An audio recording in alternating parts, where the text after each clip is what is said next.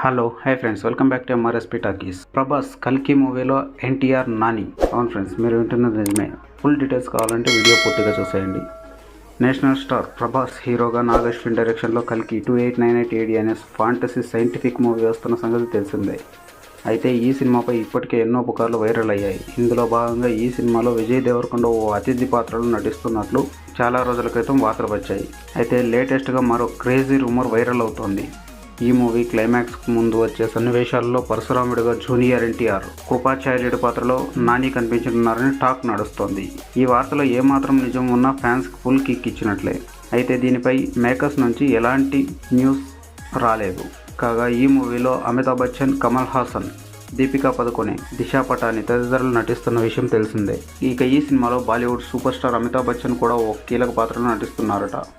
మొత్తానికి pan India చిత్రంగా ఈ మూవీని మలచడానికి నాగ్ అశ్విన్ బాగా ప్రయత్నాలు చేస్తున్నాడని టాక్. వైజయంతి మూవీస్ పతాకంపై నాగ్ అశ్విన్ ఈ చిత్రాన్ని భారీ స్థాయిలో నిర్మిస్తున్నారు.